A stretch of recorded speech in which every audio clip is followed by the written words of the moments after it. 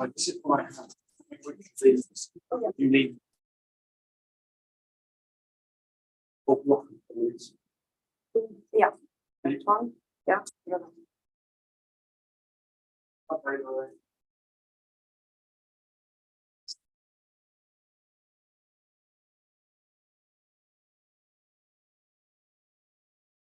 I don't know whether this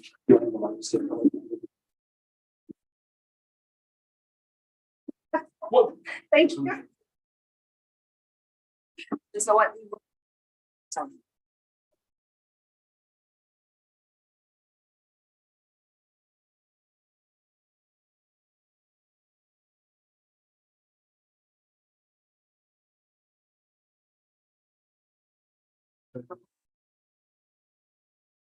one, two,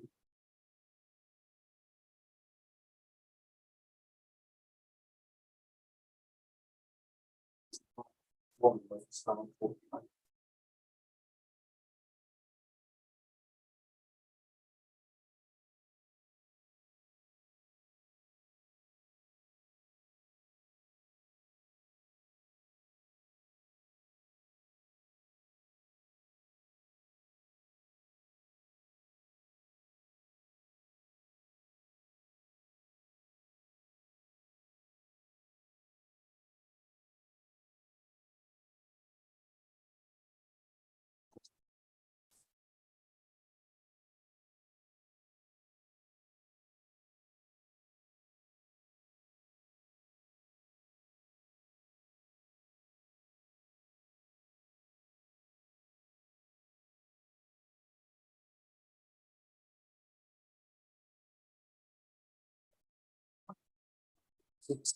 That's yours.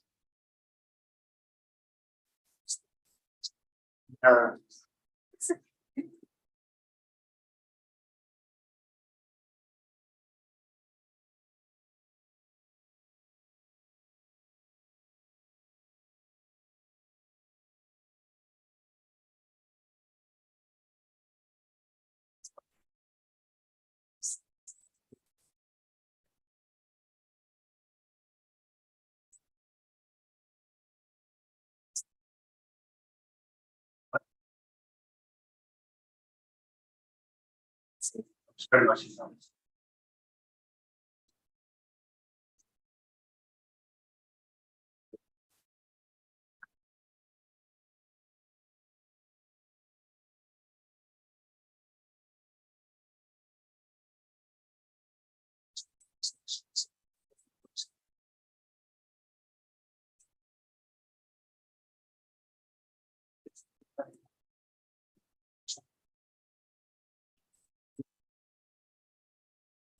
No.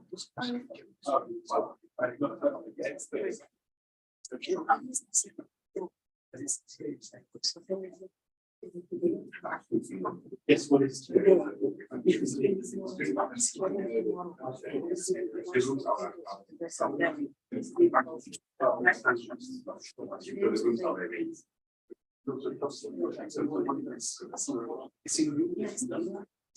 Okay.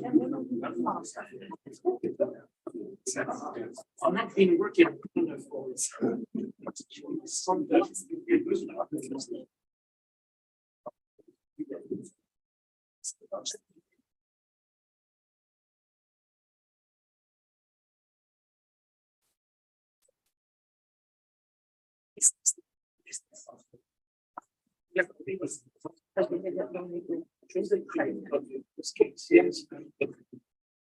Right.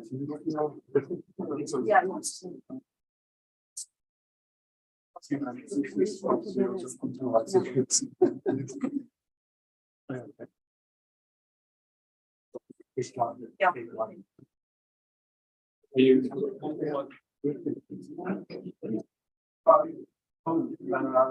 Downstairs. Are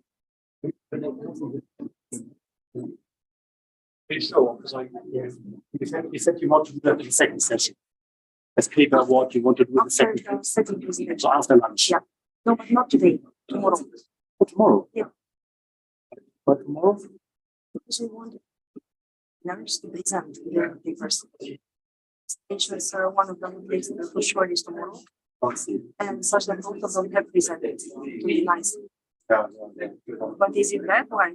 It's okay. Okay. Well, we got following the bar, but the bar would be more practical tonight rather than tomorrow. Because tomorrow we are the dinner. Obviously, the bar is not the bar is here. That's the dinner. So, Today after the okay, after the second session, it's after lunch. Yeah. Yeah. Okay. We need them after lunch. Yeah. And like we need them. These are the ones for the other company. Okay.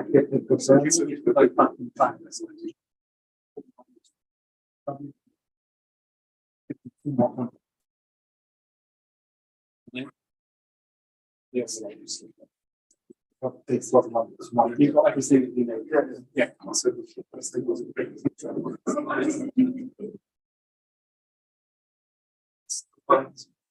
Can we start? We can start. Yeah. And I say a couple of words. I'll say.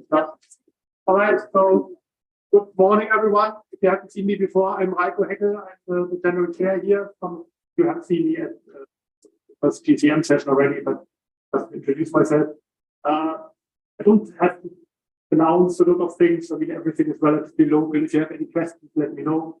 So I'm handing over to the chairs of your closed conference for this session. Welcome everyone to the 17th instance of International Conference on Test and Proofs. Based on the program, it promises to be a very exciting one. My name is Cristina Seceleanu. I'm from Mälardalen University in Sweden, and together with my colleague Virgile Prevosto from University of Paris-Saclay and the Linz Institute of CEA Tech, we are the PC chairs of this instance, and we welcome you all. And the mini agenda is that Virgile will give an overview of TAP, after which I will introduce our first staff keynote speaker. Enjoy. Thank you, Cristina. So indeed, I will sum up a little bit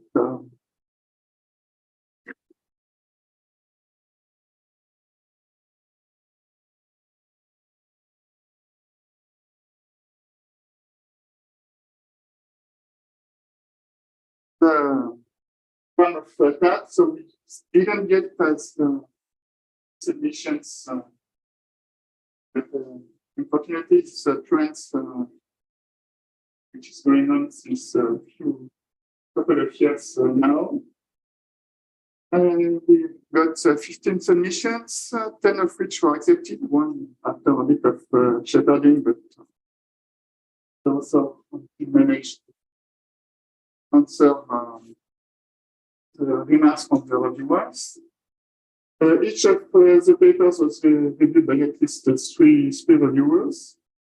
And we had a variety of topics that you will see in the sessions today and tomorrow about program testing and program improving, of course. As the name of the conference suggests, I don't really have much to say about that. Of course, we would like to thank all the people who made it possible. First, authors who submitted, in particular the ones who got their paper accepted. All the people from the program committee who did a great job at reviewing the papers and making remarks so that the final version is in the best shape possible. Sub-reviewers who also intervened on some papers. And of course, the steering committee that, and especially its chair, Catherine Dubois, who helped us setting up this conference. And of course, we would like to thank the organizing committee here at Leicester, who also made a terrific job in setting up all this and ensuring that we will all enjoy the conference.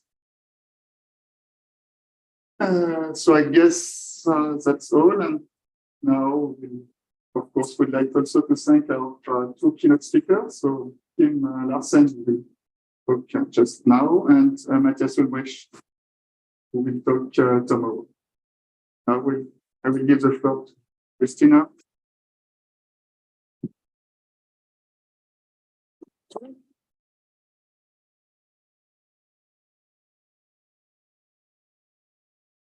Yes. So it's my honor and pleasure to introduce the first keynote speaker of staff, Professor Kim Larsen from Aalborg University in Denmark. He's a professor in the Department of Computer Science, in the Distributed Embedded System and Intelligent Unit, and the director of the Center of Embedded Software Systems. So Kim has made outstanding contribution to computer science, and as most of us know, especially in model checking, different flavors of systems, and we will actually witness some of those flavors and the latest additions today. His research interests are in semantics, verification and logic, concurrency theory, real-time embedded and cyber physical systems, with an emphasis on model checking, and most recently a combination of model checking and machine learning, with lots of applications in transportation, energy, and water management. He is the prime investigator of the tool UPPAAL and won a CAP award in 2013. So he's also an honorary doctor of Uppsala University, Kaohsiung, and Northeastern University in China. And in 2017, won a prestigious PRC Advanced Grant with the project LASSO for learning, analysis, synthesis, and optimization of cyber-physical systems. Currently, he is a Vilum investigator with the project Scalable Analysis and Synthesis of Safe, Secure, and Optimal Strategy for CPS.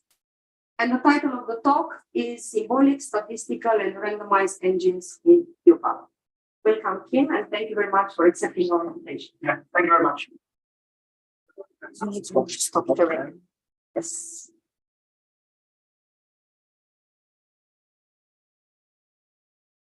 Stop sharing. There's a stop direct stop sharing button there. Yeah, I cannot press that. Yeah, that one. Where the mouse sits. Click. Exactly that. Yeah. Exactly.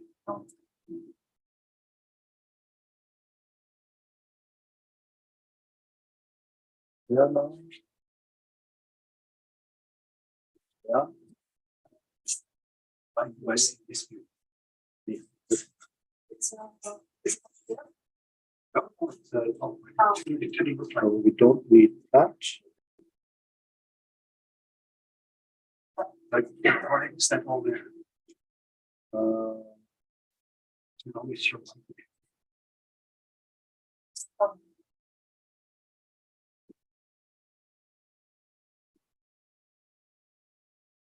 Okay. It's okay now. Yeah, very good. Thank you very much for the nice introduction, Cristina, and thank you for being here at my talk. Should I use this microphone? I can use the microphone. I think it's, you can hear it. It works. The microphone works. Yes. So I have a lot of gadgets. I need to manage now, but let's see if it works. I'll use the mic. It can be good. Yeah, so it's true. I've been working for many years on this tool, UPPAAL. And this doesn't work. Why doesn't that work? It's really interesting. It seems that it's not my computer that's actually not functioning. It's shit. Start shit.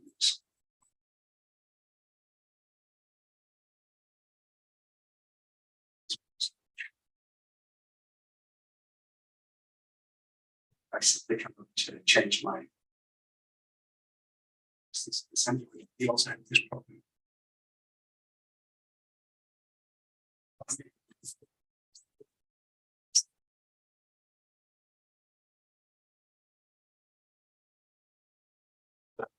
What is the screen that's seeing? This is that. To see just my. Can you open the PowerPoint first, maybe? Yeah, but I would. And the PowerPoint is. It's not.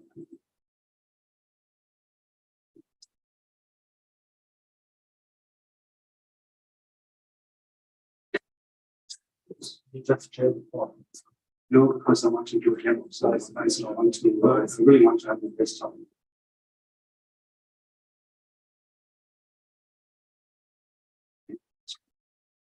Okay.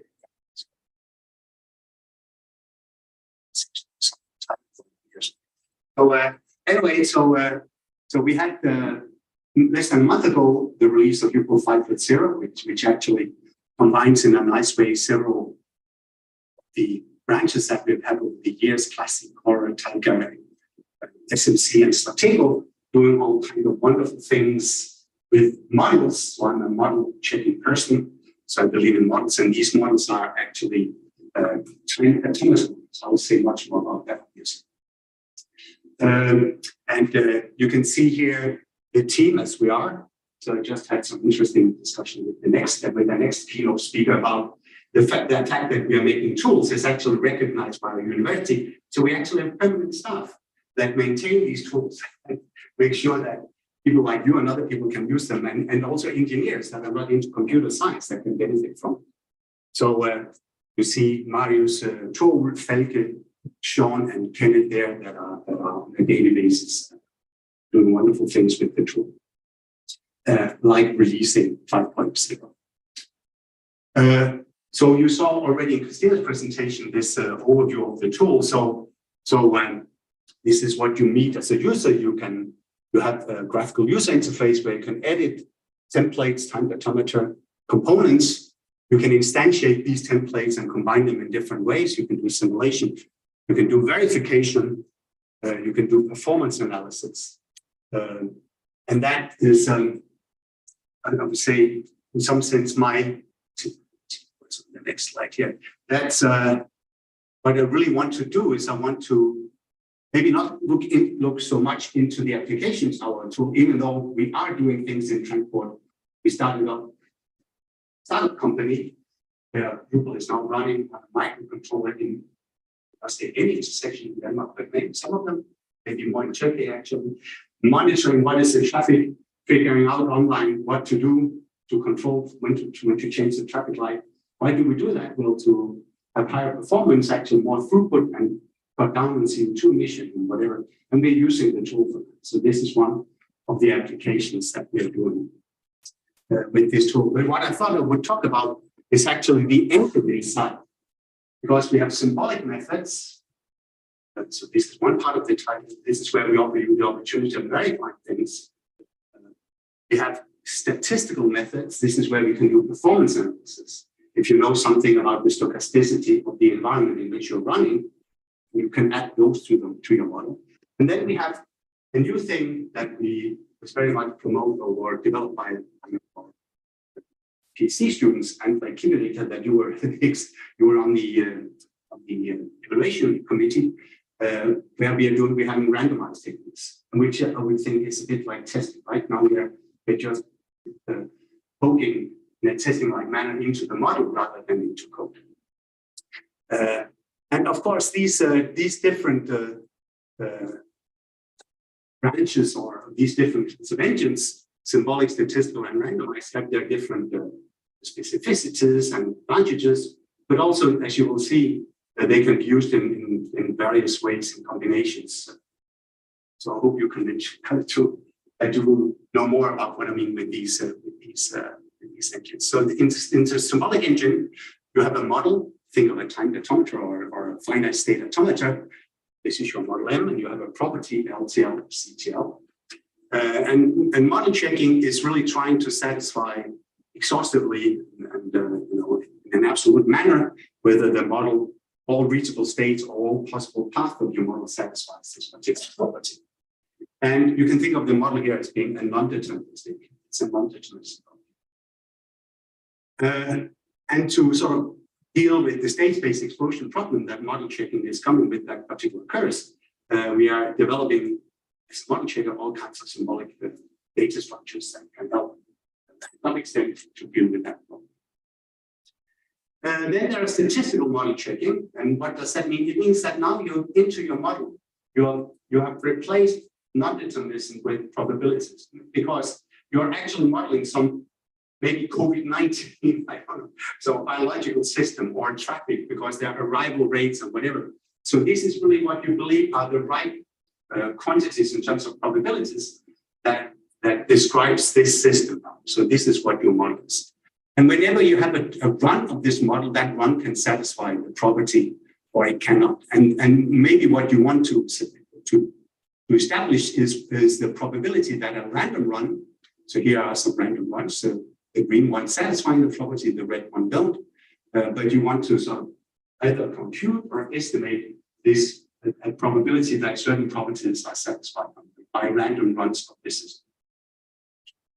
Okay, and again here you will have, there is a particular technique for statistical modeling, which is essentially Monte Carlo simulation, these probabilistic models that will allow you to scale quite beyond what state-space expressions that you have in the symbolic techniques.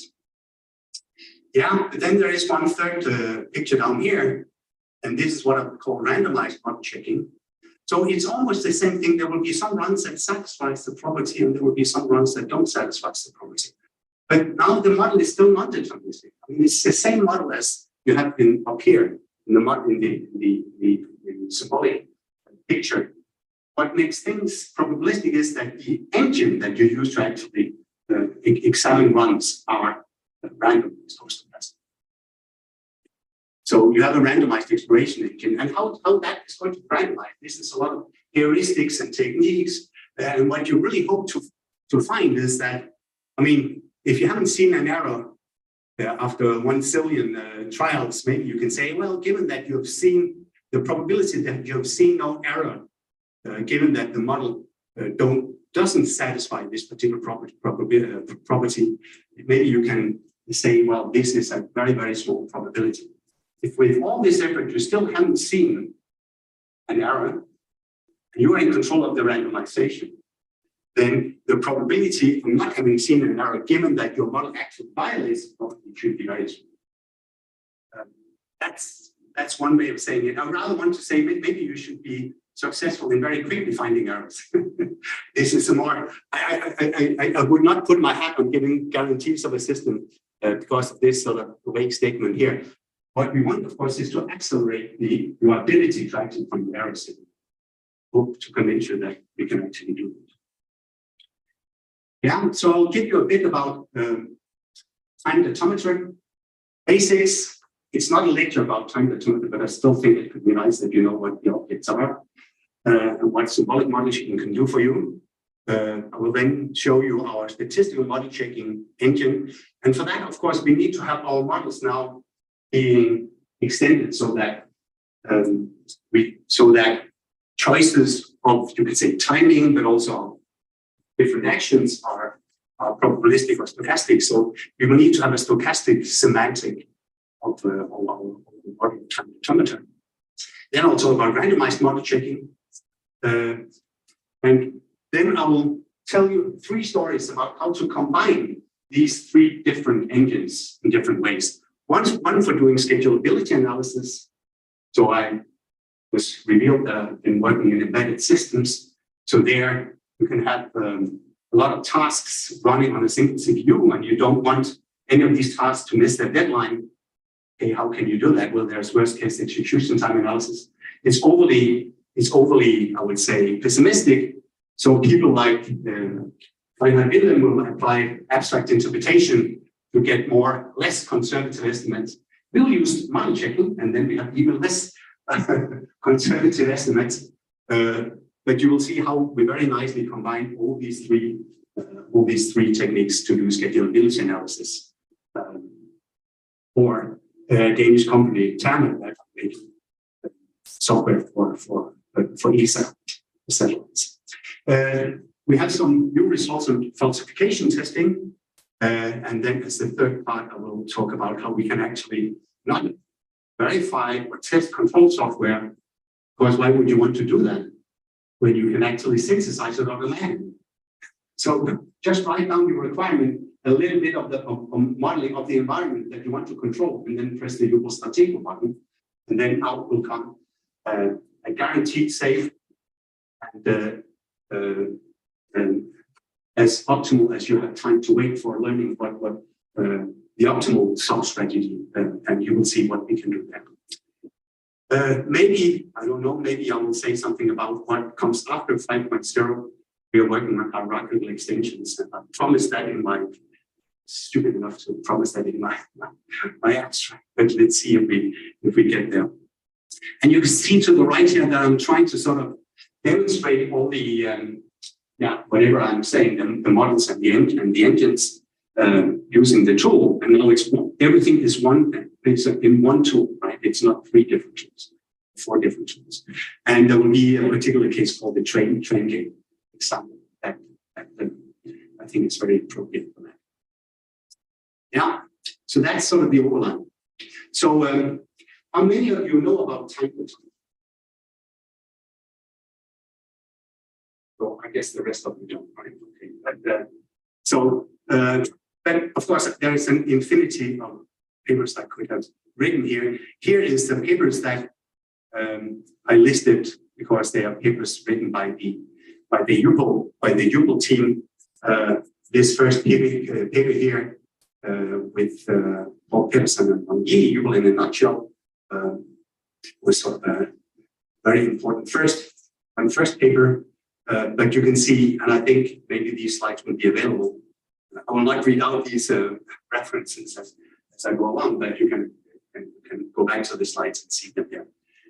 We worked, if you know about binary decision diagrams, there's a clock difference diagram we have been developing and using. There's something called time dots that I will not say anything about, but it's just to say that we have been really working on different kinds of symbolic data structures for doing the analysis. But of course, as you all know, time to time was not an invention of ours, it was an invention of Virgile and David Dill, I think in '89. It's the right year to put down. So here you see a time detonator. It has in its backbone a finite state detonator, which has 5 locations, L0.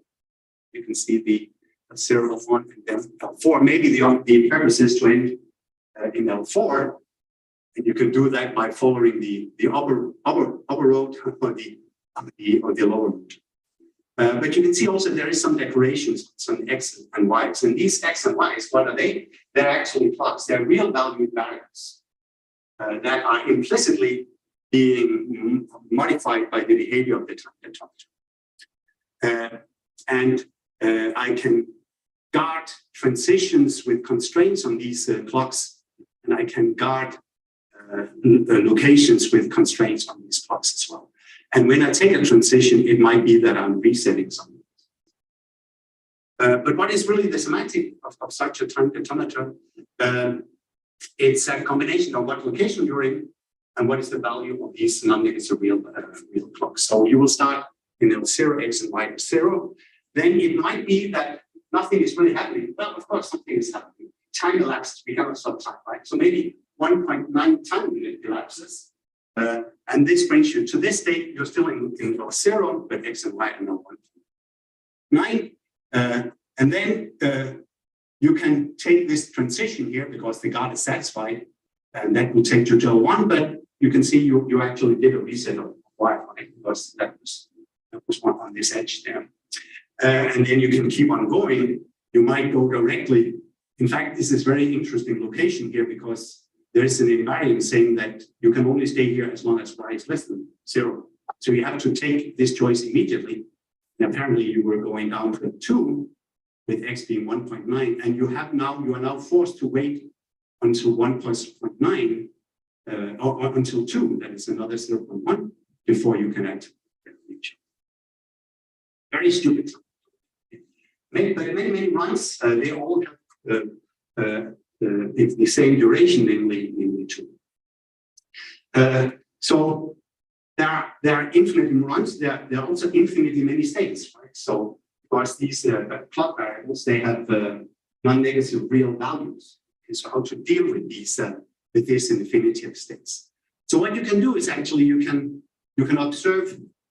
You can make a finite partitioning of the clock space.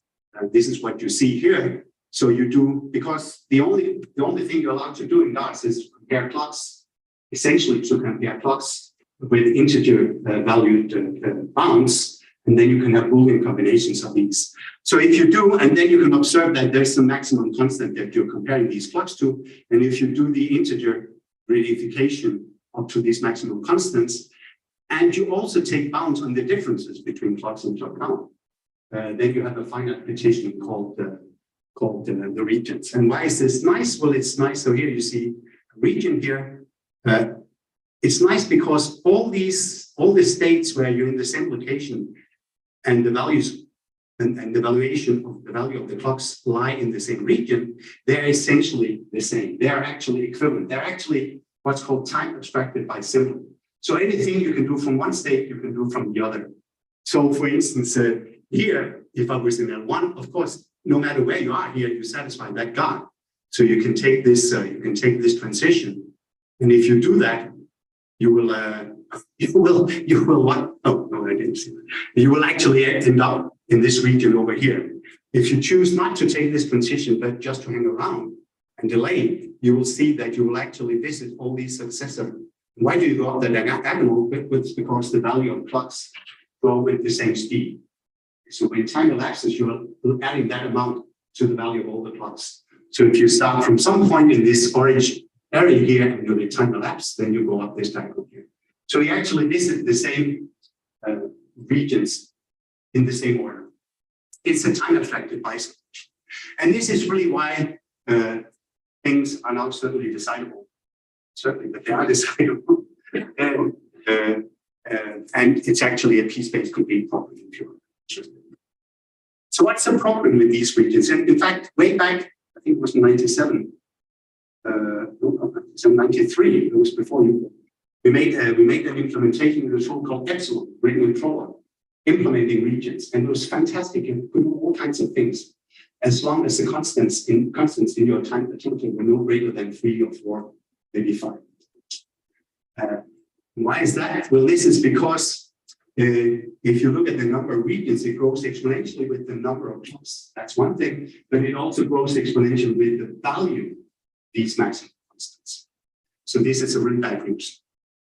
So what we do instead is that we work with something called zones, which are in a sense unions of regions, things that can be described by difference constraint systems, so conjunctions of upper and lower bounds on individual clocks and upper and lower bounds differences. So here you see a nice zone, and now you can do all the operations that are needed for doing time declaration zones. For instance, let's take this edge here, and then you can see you will be projected. You're projected on this y-axis here. Yeah, so I think this is what I want to do. Of course, this is glossing over 20 years of research with all kinds of nice data structures, and we have perfected it. But I think this is what I want to say about symbolic verification, the engine you have. Because now I want to show what it means in the tool. Right? So this is where this train crossing example comes in. So I made sort of a somewhat short description of this here slide. So you have, it could actually be Aalborg, and in Aalborg, you have the south side, this is Aalborg, and then north side, Larsen. There is a bridge. Actually, it's really true, there is a bridge. There are 2 bridges, one for cars, but also one for trains. And of course, you cannot have 2 trains making that crossing at the same time. This would be a catastrophe. Actually, something catastrophe actually did happen some 5 years ago. It was not 2 trains crossing, but a drunken Russian, maybe I should say that, but a drunken captain on a boat that hit the bridge. And it took 6 months to repair. In all that time, the northern part of Jutland was completely without, could not have goods or sushi. So this is a highly sacred critical thing that we want to be symbolic, definitely. So you have these different tracks from which the trains are approaching, and then they leave. And you can see here that I have added some timing information here. So it takes, I guess, between 3 and 5 minutes, I think, pass the train or pass the crossing for a train. When a train is approaching, because it can be very far away, but at some point it says not really approaching, it will take between 10 and 20 minutes before it actually is in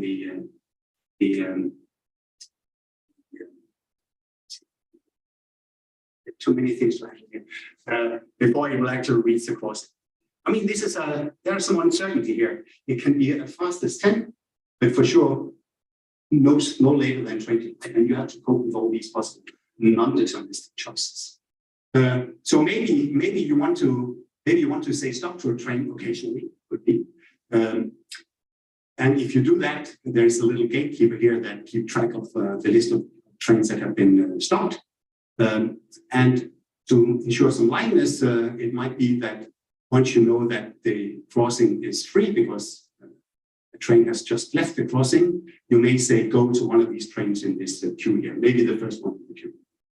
So you can say go to trains, and then once you've done that, it takes between 7 and 15 minutes before stop train. That's sort of the short story of this train mix. So now, of course, we can use time dynamics to model the components of this case here. So of course we have all the trains, and they are pretty much the same. They are a template that has a parameter ID, and they look like this. So you can see a train can be safe, that's far away. Then you can say I'm approaching. Then it can be stopped. Then it can be set again to go. And then it can either having not been stopped or having been stopped, it can reach the crossing. And what you can see here, for instance, in the crossing is that I'm using a clock X here. This is a local clock to this train here to actually make sure that this crossing takes between 3, because this is a guard here, no less than 3 minutes, because of this invariant, no more than 5 minutes. And you can see that I'm sprinkled around constraints on transitions and invariants various places to reflect this timing information. And here you see the time automata for the gate. I will not go into this, but this guy is essentially keeping track of whether the crossing is occupied, and if it's occupied, it will say stop to any train that's approaching. But if the crossing is free, then it will actually say go to the train in front of. Yeah. So then we have a very simplified version of CTL. So we can talk about that things are possible. There is a path where there is a point where P is satisfied, or things hold invariantly, things hold eventually, or something P leads to something Q. And whenever you roam around, and certainly you see P from that state on, eventually Q will be satisfied. And maybe there can even be a time bound as to when this property Q should be satisfied. And these properties P and Q, they should be simple state expressions, Boolean expressions over state variables. So that's basically it. So here you see this is UPPAAL. This is UPPAAL 5. So you see the two templates here. You see the train. Here you see the gate. This one is what you showed before. They have local declarations of the train. What does it have? Oh, it has a clock. It's not a lot. What about the gate? Well, it has actually quite much, because it has this list and it has suitable C-looking like procedures for actually numbering. Then I can do so I have these templates. So now I can simply declare my system. These are train and the gate. In fact, when you write the name of the template, it will actually give you all the possible instances of that template. What is the train? It has this idea. It's a parameter. Yeah, so I can still issue here.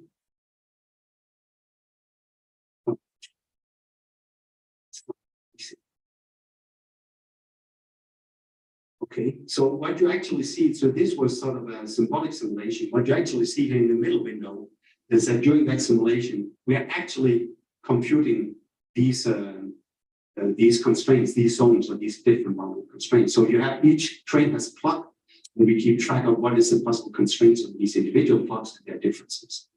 This is what you see here.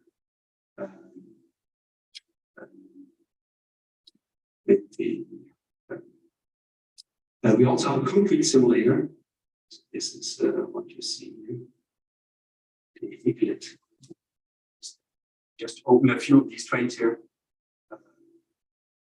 And now you can, maybe this is what you want to show to the engineer. I mean, nothing about symbolic things. I mean, this is, okay, so you can have these concrete simulations.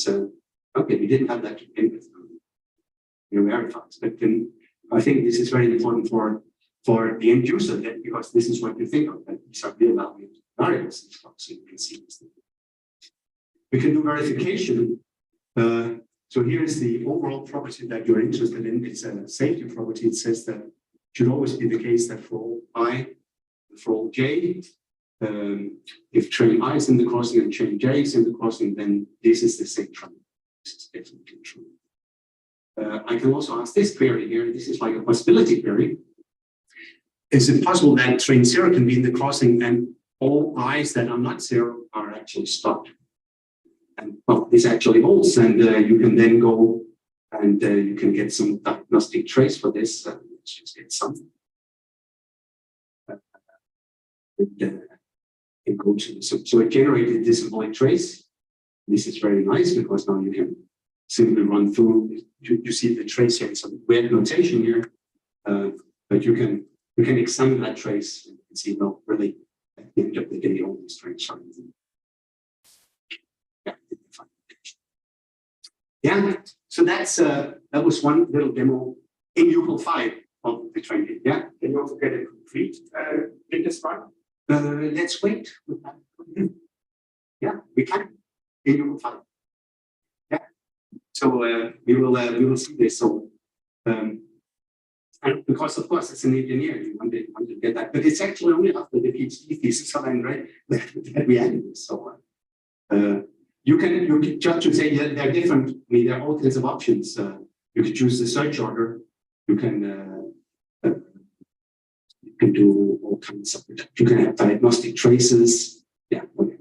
So this is what you do. But this is a good question. So, but let's come back to it. But let's look now at statistical logic, because now I have this train model with is uncertainty of timings. And I actually say, when I say, well, you will not have run into this to the situation that there will be two different trains in the crossing at the same time. If you just follow that controller, that's wonderful. Right? So I made a proof of that. It's the P of the time. Right? I made a proof of that. Model checker. In some sense, a reachable state space is the proof. It's the environment. So, but there was also something that I could prove. Maybe I just go back here. An online presentation, because maybe safety is good, but maybe you also want to be sure that whenever a train is approaching, then eventually it will be in the crossing. Could be nice, right? But that actually is also true. Maybe you would like to know what is the expected time I have to wait before I'm in the crossing. What's the worst case time? You want to know something about that. So what can we do? Well, we can come up with a refined stochastic semantic of time pentameter. So here you see 3 different time pentameter. Even here there is a non-deterministic choice whether to go up or down. This is also time pentameter, and there are no plots, and that's fine. Time pentameter with no plots is also time pentameter. And you can go up or you can go down. And if you ask in all of these situations, what's the minimum time and what's the maximum time of going from start to end? Well, these will be the intervals. Here you can be as fast as you like, and it can be that you never reach there because you choose to live in some of these locations on the way. But now, what we can do, sorry, it's a bit too fast here. We can interpret these intervals between 2 and 4. We can sort of refine them by a distribution that has support in this interval. So why don't we say this is your uniform distribution between 2 and 4? If you don't like anything else and you want to do performance analysis, that's precisely the semantic that we will use. Here, there was a non-deterministic choice. Maybe we have weights. So with higher weight, you go down. And maybe here, when there was absolutely no timing information, so what you can write down is you can write weights for going up or down, and then you can have rates of exponential distributions here that will govern actually the choice, the stochastic manner of the choices of the time point when you actually make these transitions. And now suddenly you have a refinement of these lower and best time, fastest time and slowest time in terms of distributions. Right? So here you see the end-to-end distribution of this time, the stochastic time detometer, and here you see the end-to-end distribution of this stochastic time detometer. I mean, it has sort of weight to the left because there is a high probability of going down. And here you see this actually continues to mark change. You see here. So this is an end-to-end distribution. So this is what you have in UPPAAL. So this is part of the UPPAAL. So you can make these extensions, and then you can do analysis of them. And so if you look at our time of our training model from before, so I mean, all these situations where you have an invariant and you have a guard, we can just say, well, we believe that there is a uniform distribution.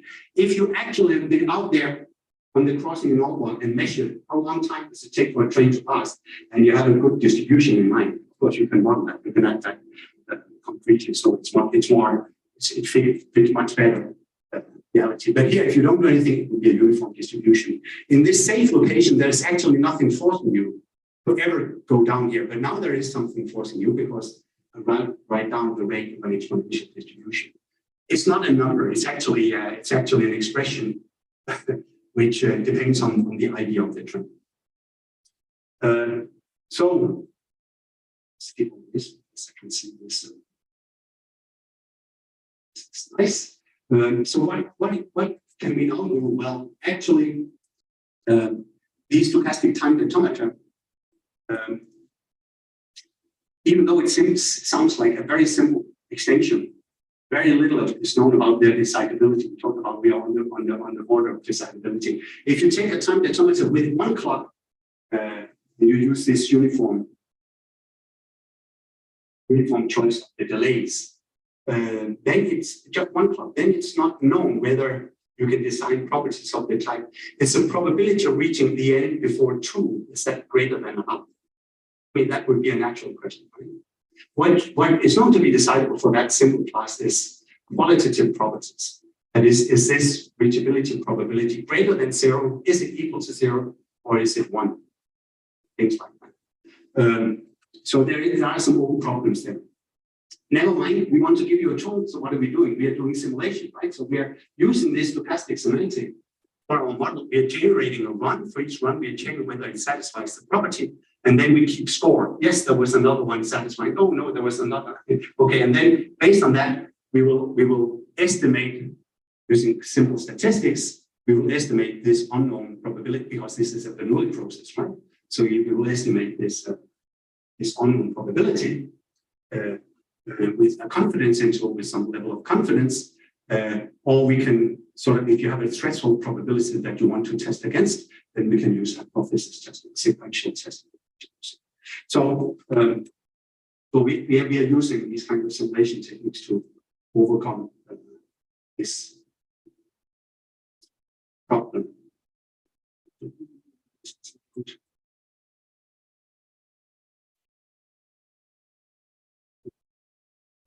It's a central Google file. Actually, a very nice thing is if you go to the file, I actually picked example or under SMC, I picked this gate statistics. So these examples actually, when you download it, which you will do right after this break here, you have all these examples ready. Right?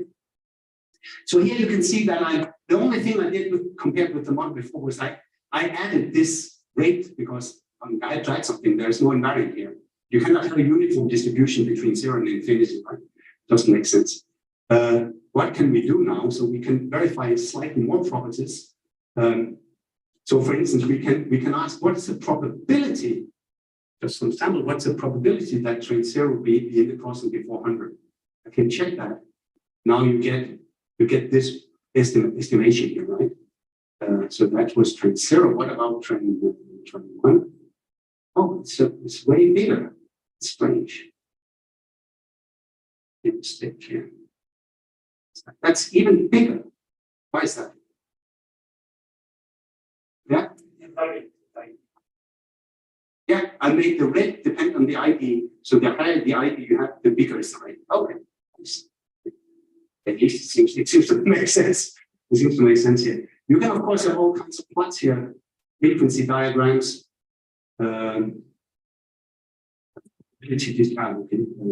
you can, if I go to the options, there are all kinds of statistical parameters that you can have. I've chosen to generate a confidence interval of 5%. Maybe this is too much. Maybe 1% up to the circle. And now you can actually see the number of runs. This is kind of information here. So the number of runs that was needed to actually give this estimation was like 9,000 over the 19. It's almost like testing. It's not quite testing because I'm not saying yes or no. I'm using this random exploration to come up with performance measures. So like, for instance, what is that? What are these probabilities? Yeah. Does it make sense just to use your phrase? It's okay. It's okay. Well, I'm looking at the clock over there.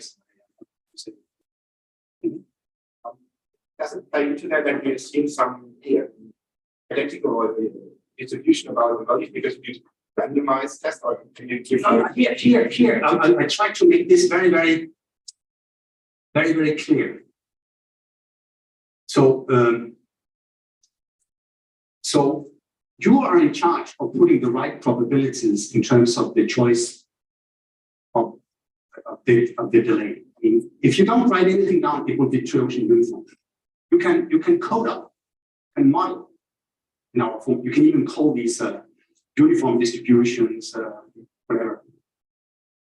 These are distributions, so you can have different distributions. But in some sense they refine the time photometer because there you only have the lower and the upper bound. So as you can see here, I mean, if whenever I'm in the crossing here, a particular train will pick uniformly between 3 and 5. How long time does it actually take at this instance for me to make the crossing? It might be a 3.7. Next time around, it will again pick uniform. Of course, you have all these trains, and you might ask, how do they interact with each other? They're actually, I skipped that a little bit, they're actually racing against each other. So they're all choosing, when do I want to do something? And what will really happen is that the one that chooses to do something the earliest will be the winner. And of course, that might affect certain variables that can, for instance, the gate may stop a train before it has a chance to actually make this transition. I'll skip that. But the stochasticity is based on the stochastics. I mean, you can say my performance equation is based on the stochastic model, but the stochasticity you put into the model.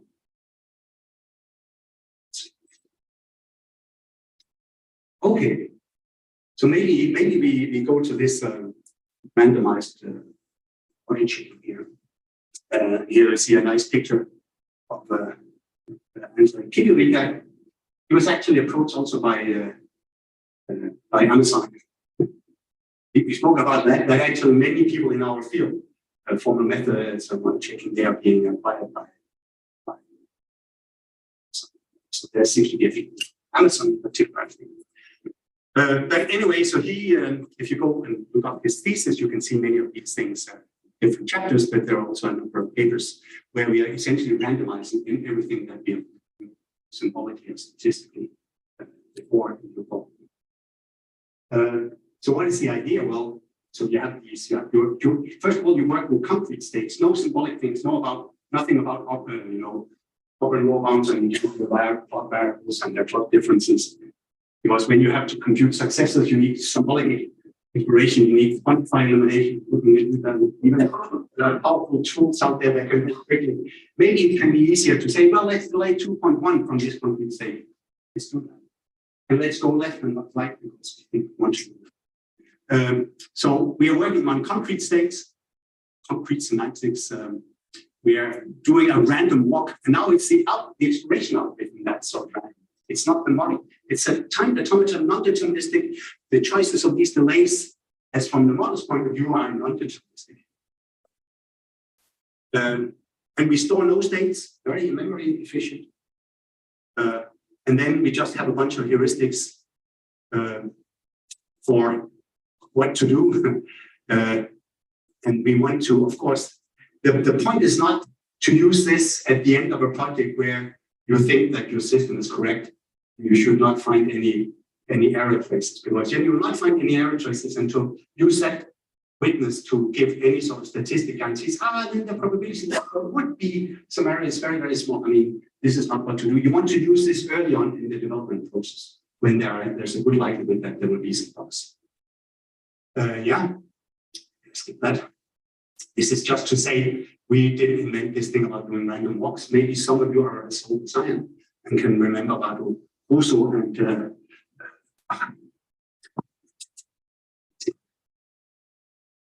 Scott's mouth, obviously, that were doing randomized things for lassos for LTL model checking. And then we say, the probability of this system satisfying that is such and such. But this is simply inaccurately stated.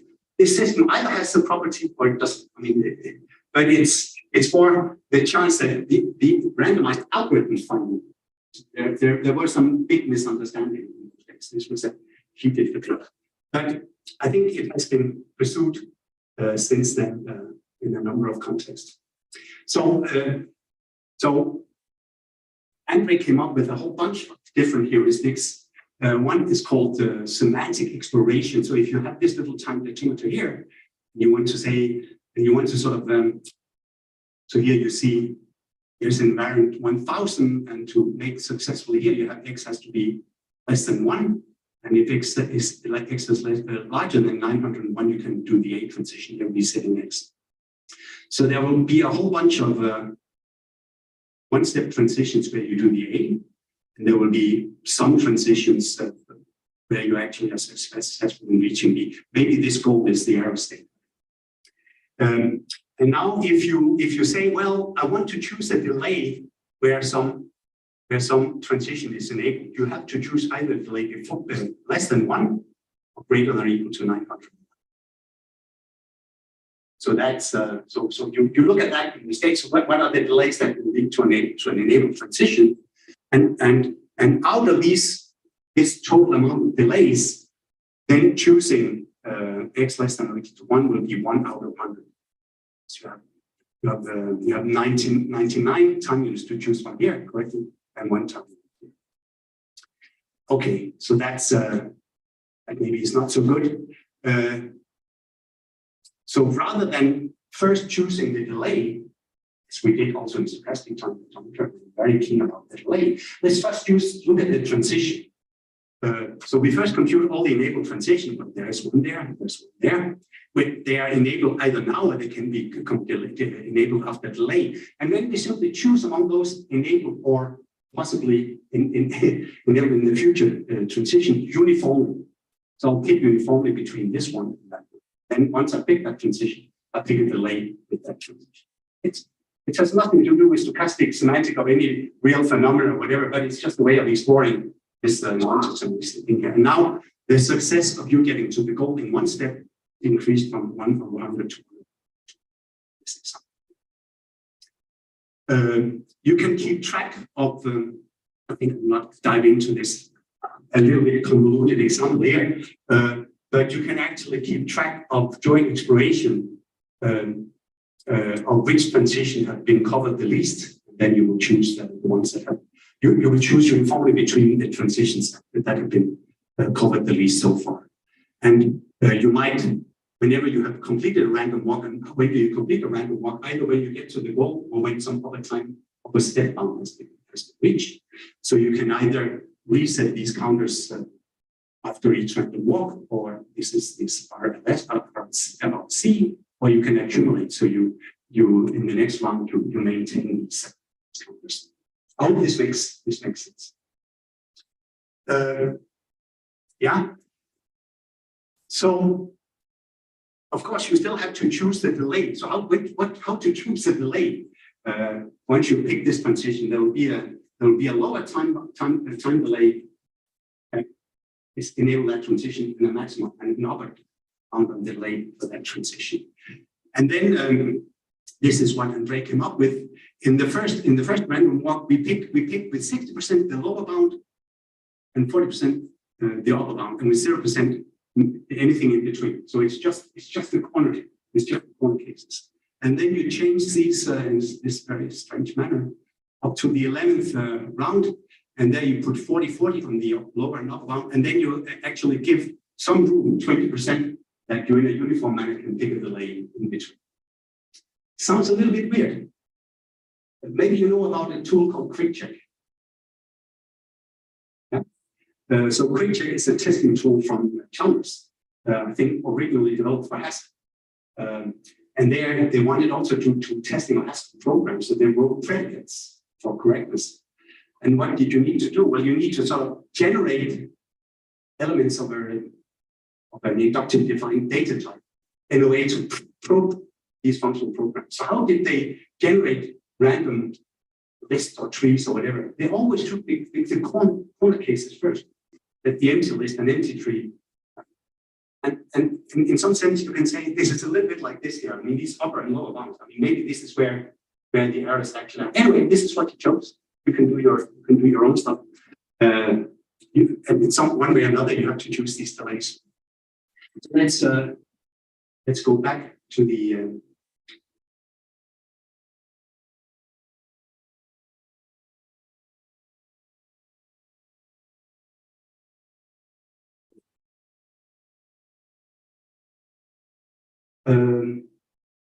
so what can I do now?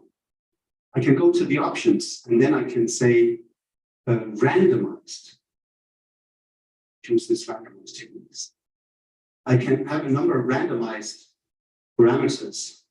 Which of these heuristics that I sort of briefly mentioned for you should you choose?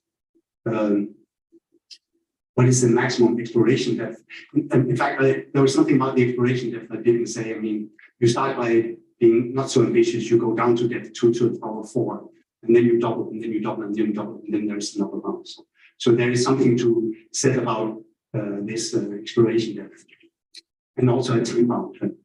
So now I could say, maybe this is an interesting property. I could check that. Okay, we did check that. I could even, okay, I did already said that. So now there is a concrete trace actually being generated here.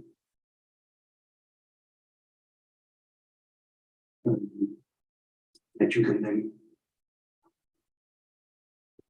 show. So now this is a concrete trace. So now we have that. What else can we do? I don't know. Let's do this exhaustive. And go back to the exhaustive, this symbolic. I don't know. Maybe we can do 100. Yes. Let's choose the yes.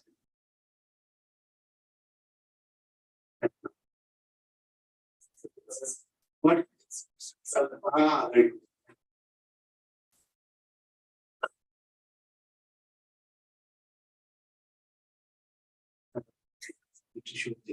Yes. Let's do.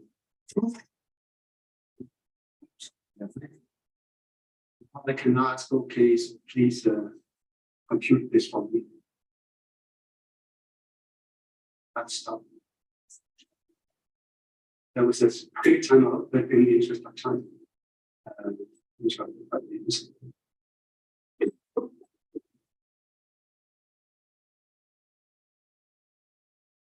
so let me go back and then do the randomized. Yeah. We actually have more concrete. Yeah. And they are 100%. Yeah, so it is used. I don't, these heuristics, maybe you can think of designing your own heuristics, but that's quite convenient. And convincing this example. There are some more experiments that I think I'll skip here. So I think it's something that the end user will really like. I mean, we can at the early stages we can help finding bugs, even on big models. And these different cases you see here, you can see that this bread strategy is actually is the best. Yeah.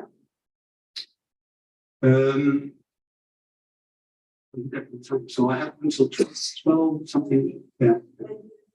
Yeah, and I should also need some time for. Yeah, I will follow this plan because I think then it's better. So there was one particular case that we had where we were getting into a bigger problem that was in terms of doing schedulability for actually emission, actual plant emission. And there we had been using the statistical model checking of UPPAAL and the symbolic model checking of UPPAAL to deal with this particular schedulability problem. And now we couldn't settle quite everything, and then to the rescue, and hopefully this will make much more sense afterwards. To the rescue came this technique here. This is what you can read about in this FMIX paper and this recent S22 paper. So let me tell this story because I think it's very nice. So it's not so different from the trains. Trains and the crossing, tasks and the CPU, it's the same. Right? You can only have one task if you have a single CPU unit. You can only have one of these tasks executing. There will be tasks. These are trains. They will arrive according to some periods, some intervals. They will have some computation times, maybe in some best and worst case interval, and they will also have some deadlines. I mean, this is typically what you have at hand when you do schedulability. It's a number of tasks, computation times, deadlines. That's it. And then you have some scheduling principle. Maybe here we have a fixed priority scheduling principle, where it's always the task with the highest priority that's executed. And now there are these nice classical worst case response time methods that you can use to actually compute. If you execute fixed priority scheduling on this set of tasks with these characteristics, things will go well.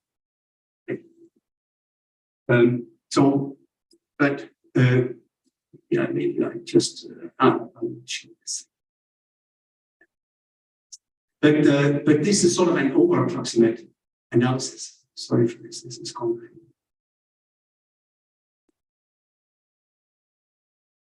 So what will we do? Well, we will make a less over approximate analysis using time temperature. So here's a model of a task. It looks a bit like the train. You think about the train, so it can be idle, it can be ready, then it can be running, or it can be blocked, it can be preempted. We're in a preemptive setting because it's certainly a higher priority task. A task with high priority becomes ready, then of course it should preempt whatever is running, so you can be blocked. So you can go back and forth here a number of times until you're actually done. And this is governed by these clock AX that will run against the best case and the worst case execution time. If in any of these stages the overall time exceeds the deadline, then you're in the zero state. So I hope this was a 1 minute description of this task state. But you can model tasks. You can model the scheduler. This is a little bit like our game before. It has to sort of, whenever a new task arrives with high priority, it has to put that task in the ready queue in the right place. It's not a feed queue anymore. You can do that. And then you can have a scenario like this where you have these 4 tasks with these parameters. The earliest, the latest arrival time, the deadline, the worst case, the best case, and these are the priorities. So this task here has the first high priority, this has the lowest priority. Here you see the schedule. And of course, now we can use the symbolic method of UPPAAL to actually verify that no deadlines will be do simulation. That's nice, but we can ask this query here. It's always the case that none of these tasks are in their error state. And if you launch this query to this model here, you get the answer, yes. Super. Press go and launch the rocket and things will be fine. Now, what could happen? There's this one here. What could happen is that this task, the ones with the lowest priority, suddenly increased the computation. It was something lower than 60 before. So now the worst case is something 60. So now when you launch this question, can task I reach its error state? You actually get, cannot reach the error state. You actually get green light for the two tasks with high priority. So these are safe, but the ones with the ones down here, when you get yellow, and now you can say, why? Maybe you can, maybe you cannot. There was one thing that I forgot to tell when I showed this model, and that is, you can actually show it. I can show it here. You can almost see it here. You can see my finger here.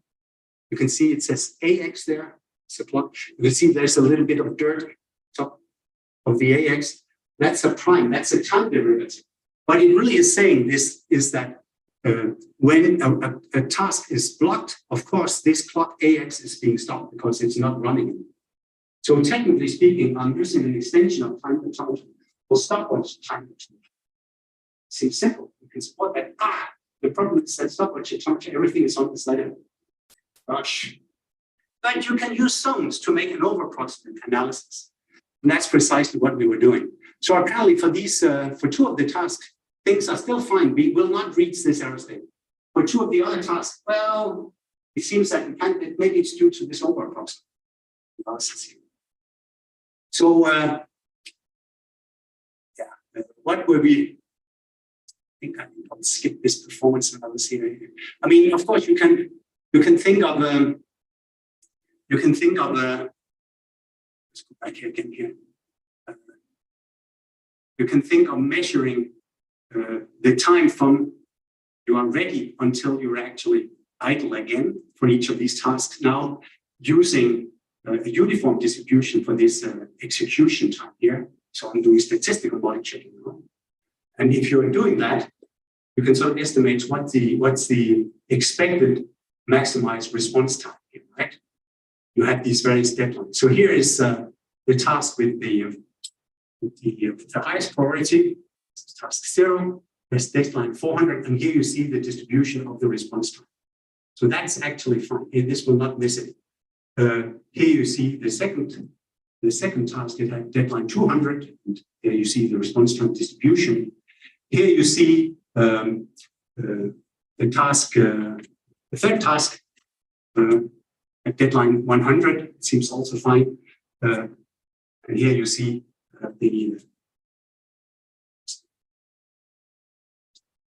sorry.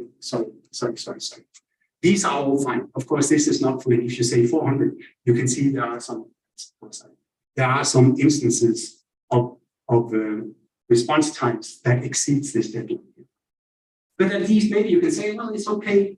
The probability that you will exceed this deadline of 400 is no more than 10 to the power 3. So you can do that. But maybe you can't. But anyways, you can do this response time.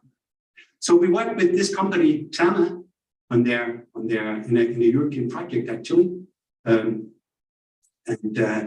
we were looking at their software. I'll skip these slides here.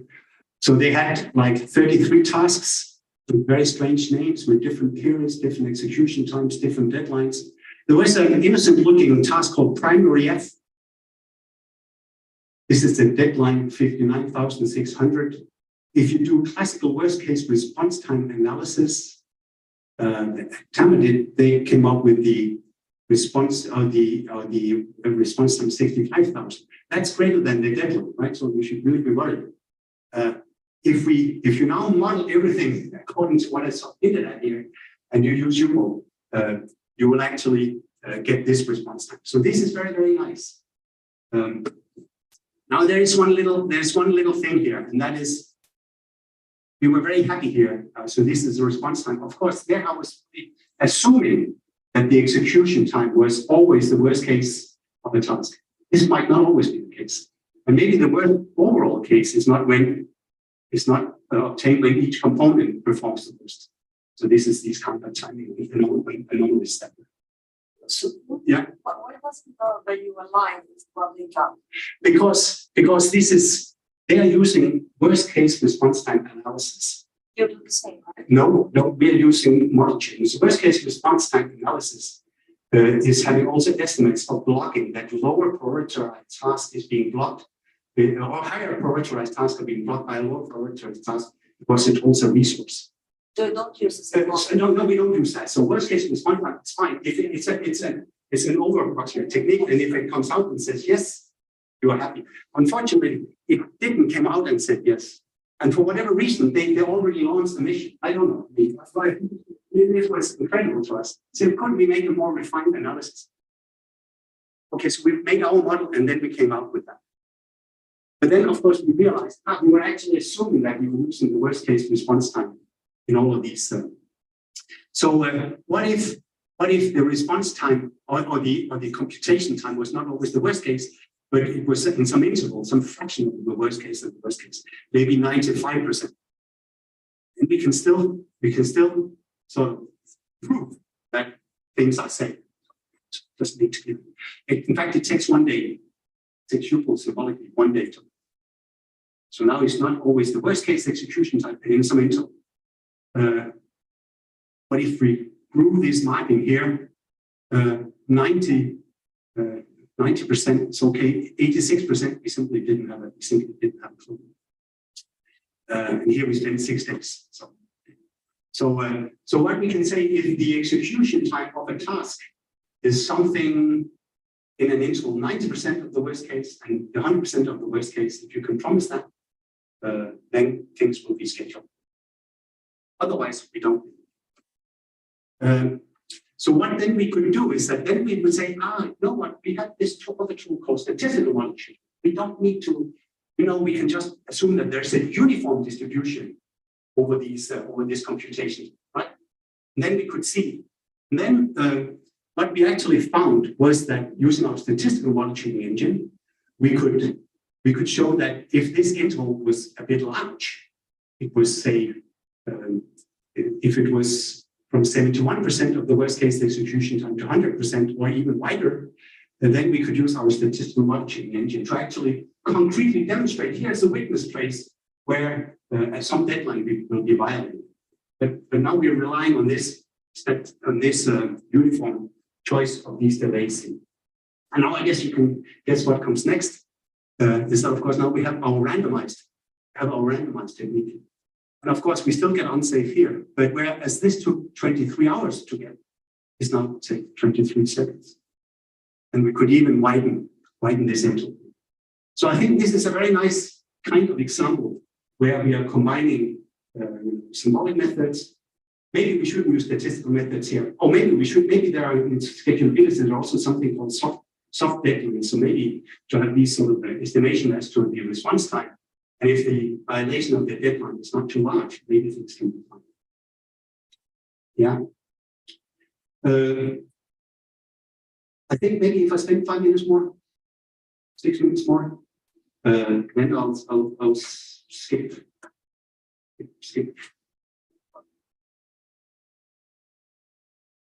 So you will not see Statistical. Never mind. Because we have this new result on falsification testing, where we're really combining, I would say, statistical modeling with randomized, these two idiots. And I hope I can sort of. Now we're really in the testing. Now we're in the testing. We're really testing a real system.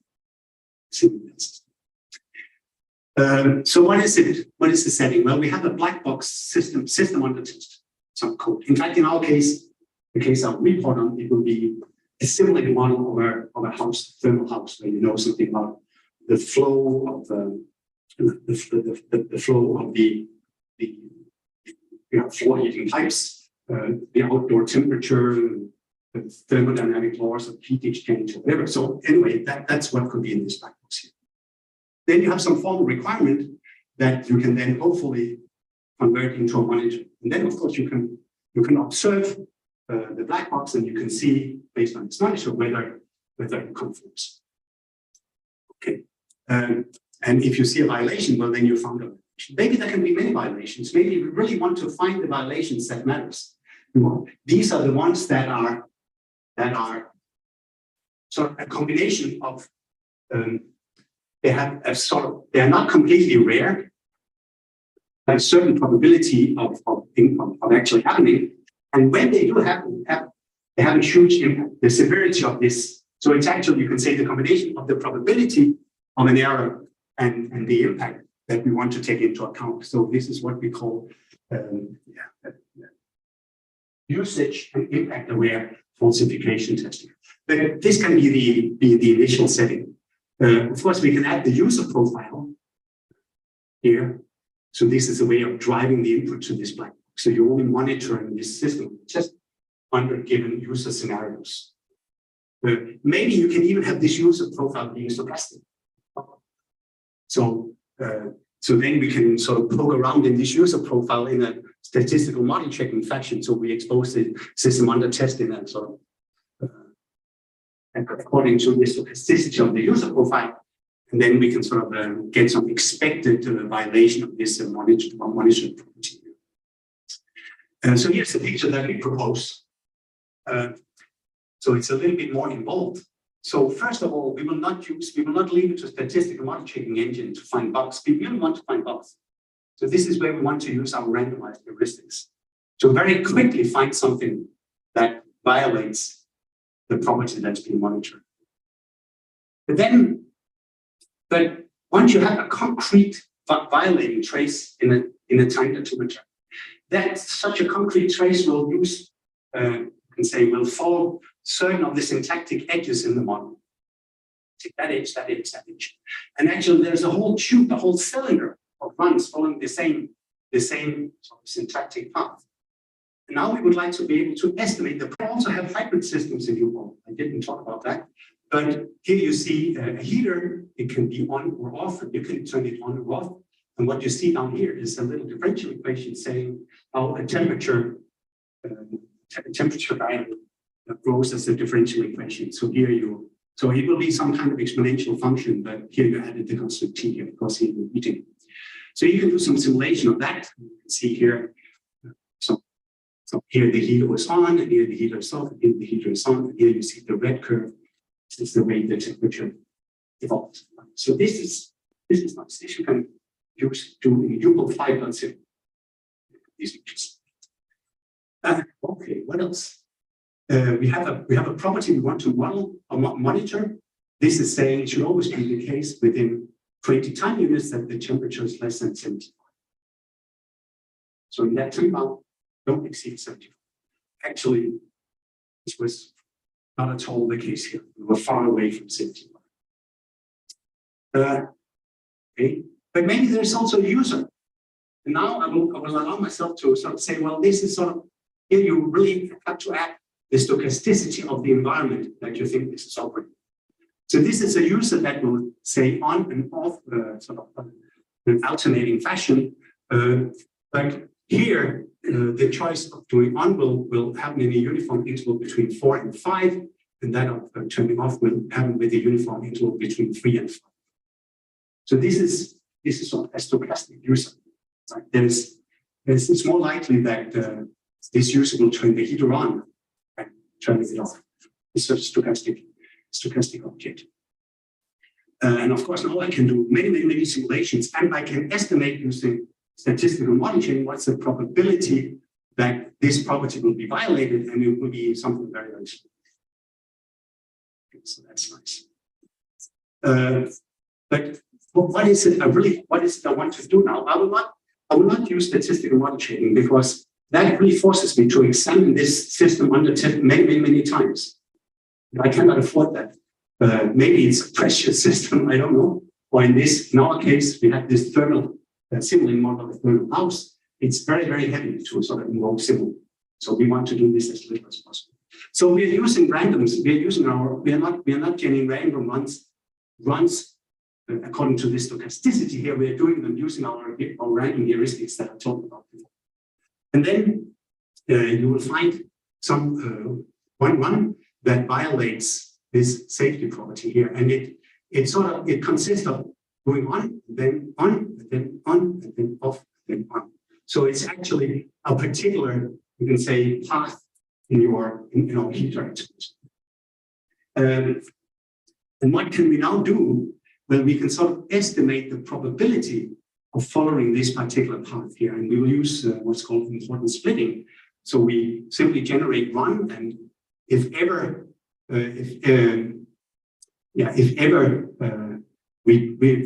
we don't do on in our first action, we will stop immediately. If we do on in the first action, we'll continue. If we don't do on in the second action, we will stop immediately, and so on and so forth.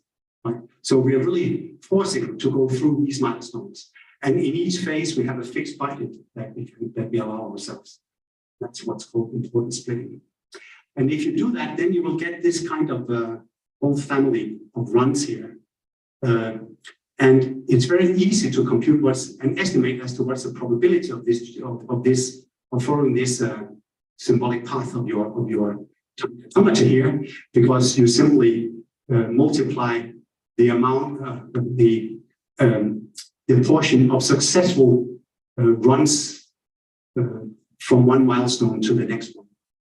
This is what you see here. So here you see 4 out of 10 runs were successful in generating A1. Here 7 out of 10 were successful generating A2, etc., etc.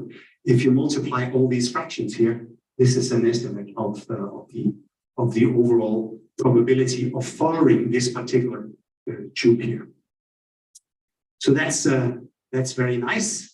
So actually, I did very, very so you can compute this error probability in this concrete example here, because I know in each phase here how many actually. What about the severity? Well, severity for us is some measure between 0 and 1. If you have a run, it can be fine, can be that run satisfies the property, then it has severity degree 0, or it can be that it violates the property, and the more it violates, the higher that severity degree will be. So 1 is sort of the maximum. And what I really want to compute is over all the runs that lies in this tube here, what's the expected severity degree? That's what I want to estimate. And a good estimate of that is actually this expression here. So for each of these concrete runs that you generated, you compute the severity degree, you divide by the number of runs in this that you generated in the tree. And if I were to instantiate this for this example here, maybe the severity degree could be this expression here. So what is it? If the minimum t where t is greater than 75, maybe that minimum maybe that minimum is d here, right? Then you have d minus d, so that's 0. So in some sense, this severity degree will be 1 in case that you violated this threshold temperature at time 0, because then it's d minus 0 plus d divided by d. So that's maybe a little bit a convoluted way of saying it, but what that's formally saying is that the severity degree is higher the earlier on that you made a violation of the same. And if you didn't violate it, then the severity degree is like 0. And then you can simply take these concrete runs here.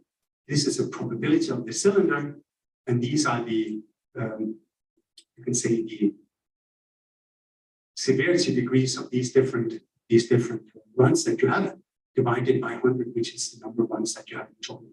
So this is the severity degree that you get. So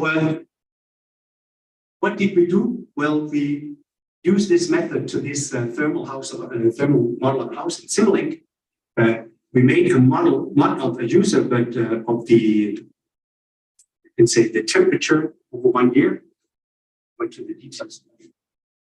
It's supposed to be, you can see, you can see how the temperature over a year evolves in a stochastic manner. Here you can see the indoor temperature in the house. It looks very nice. For 1 year, here is the property. So it says you always be the case whenever the temperature is less than 16, then eventually within 24 time units, it's greater than 18. And again, we have this kind of severity degree that sort of is penalizing the earlier that you violate this property.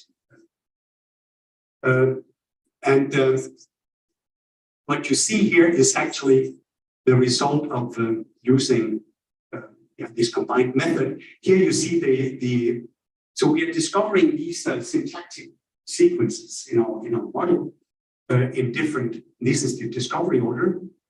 This is the one with the highest impact. This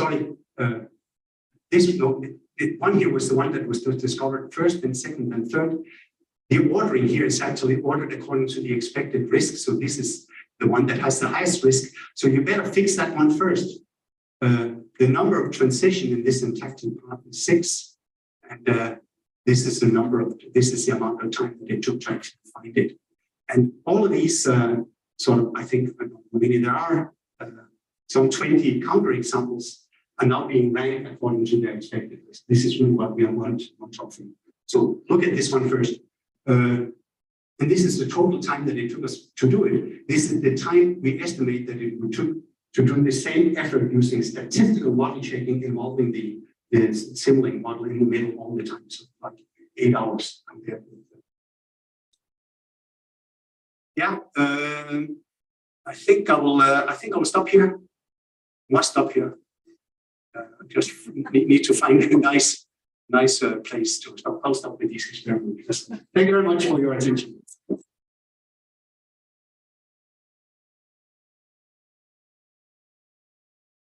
Questions?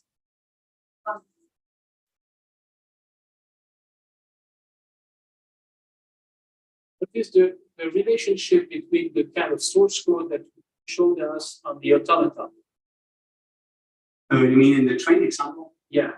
There was some code. Or something that looked like C at some point. Yeah, sure. And you say, so if I look here, then there is this is code here. Is the automaton automatically obtained from this code, or is there? No. So when you go to the Symbolic, right?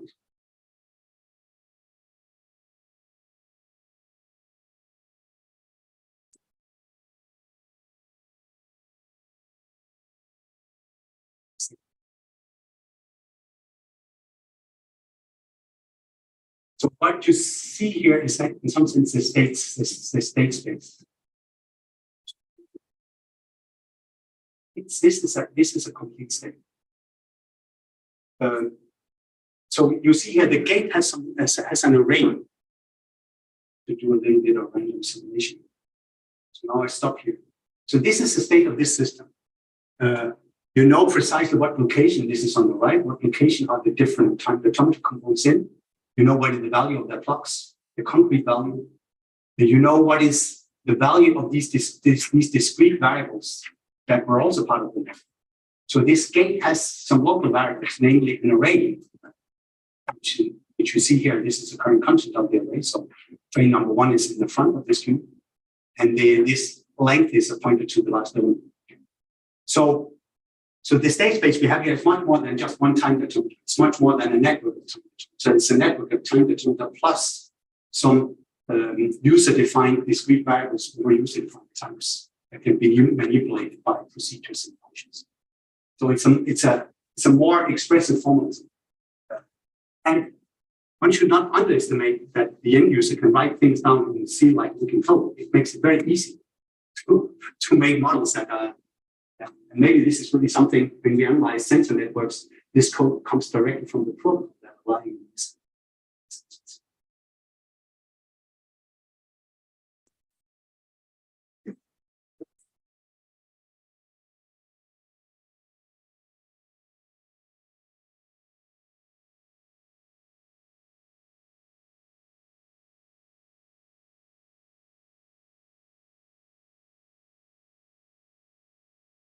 So you say it's a small graph. I know that you like to talk about graphs.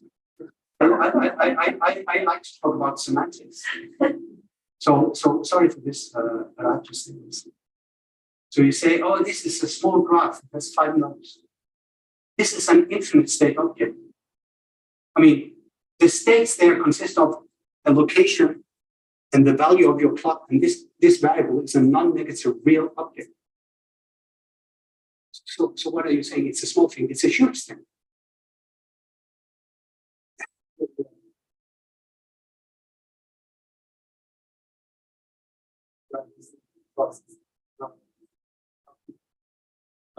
I mean, this is to say, I'm worrying about the semantics here.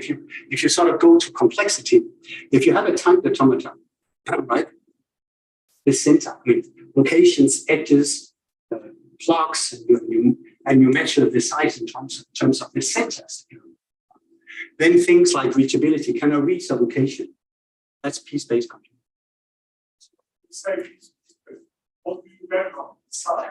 But this is what I tried to say.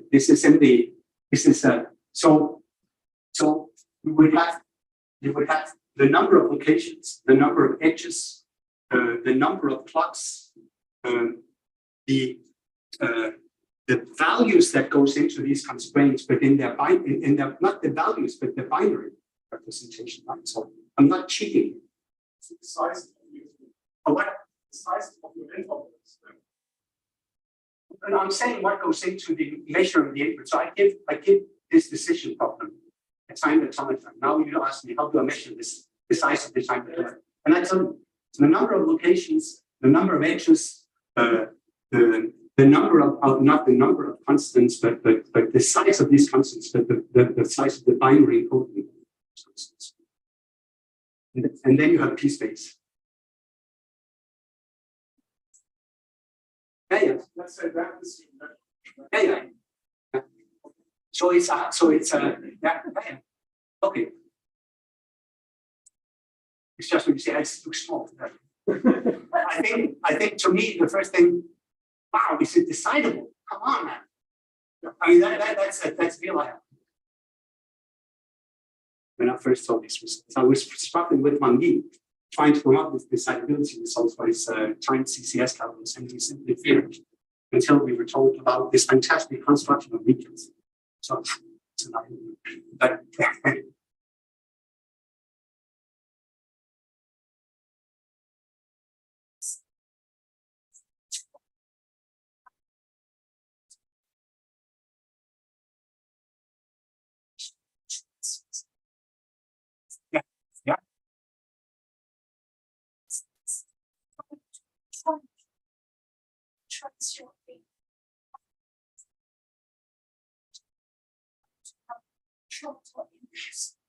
So we have there are techniques for actually generating shorter and shorter traces. So don't try things. Andre, I should say, memorize things. Don't try things that led to a long trace. Some memorization. Do not. But I really think picture can be seen as an inspiration.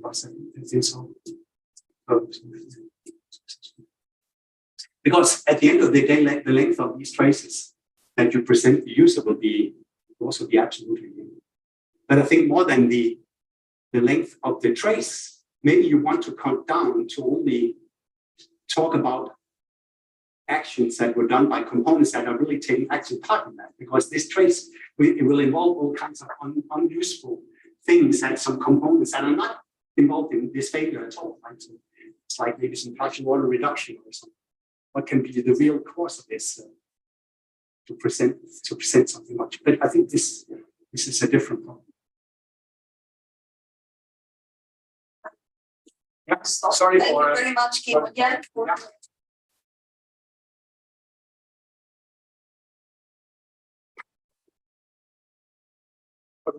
Thank